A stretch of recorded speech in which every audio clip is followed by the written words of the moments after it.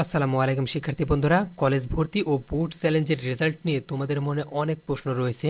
সেই সকল প্রশ্নের উত্তর দেব আজকে এই ভিডিওর মাধ্যমে, তাই অবশ্যই ভিডিওটি ধৈর্য সহকারে দেখবে। বোর্ড চ্যালেঞ্জের রেজাল্ট প্রকাশ করা হবে 11 অথবা 12 তারিখের দিকে এবং কলেজ ভর্তির আবেদনও শেষ কিন্তু 11 তারিখে। তো এ বিষয়ে অনেকেই সন্দিহান রয়েছে, অনেকেরই মনের মধ্যে অনেক প্রশ্ন রয়েছে, সেই সকল প্রশ্নের উত্তর দেব। প্রথমে আসে কলেজ ভর্তি আবেদন হবে শেষ 11 তারিখ, অর্থাৎ 26 তারিখ থেকে কলেজ ভর্তি আবেদন তো শুরু হয়ে যাবে এবং 11 তারিখে কিন্তু শেষ হয়ে যাবে। তো এটা অনেকে জানো তোমরা। এবং বোর্ড চ্যালেঞ্জের রেজাল্ট কবে হবে? বোর্ড চ্যালেঞ্জের রেজাল্ট আনুমানিক আগামী মাসের 11 তারিখ থেকে 20 তারিখের মধ্যেই হবে।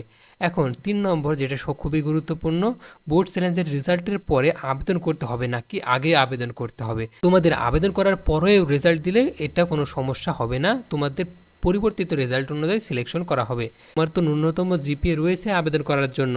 তো যদি তোমার 4 পয়েন্ট থাকে, এরপরে যদি তোমার আবেদন চেঞ্জ হয়, অর্থাৎ তোমার আবেদনের প্রেক্ষিতে রেজাল্ট পরিবর্তন হয়, সেই ক্ষেত্রে তুমি যদি 4.10 পাও, সেক্ষেত্রে 4.10 এর ভিত্তিতে এই আবেদনটি বা সিলেকশনটি গ্রহণ করা হবে।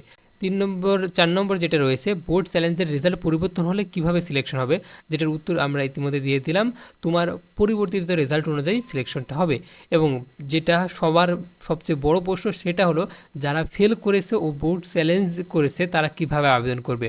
আচ্ছা, যারা ফেল করেছো এবং বোর্ড চ্যালেঞ্জ করেছো এবং যাদের বোর্ড চ্যালেঞ্জ করার পরে রেজাল্ট পরিবর্তন হবে, অর্থাৎ ফেল থেকে পাস হবে, তাদের জন্য কিন্তু পুনরায় আবেদন করার একটি সময় দিয়ে দেওয়া হবে। এক্ষেত্রে তোমাদের চিন্তিত হওয়ার কোনো কারণ নেই। পরবর্তীতে আবেদন প্রক্রিয়া শেষ হলেও একটি নির্দিষ্ট সময় দেওয়া হবে, তার মধ্যে তুমি আবেদন করতে হবে।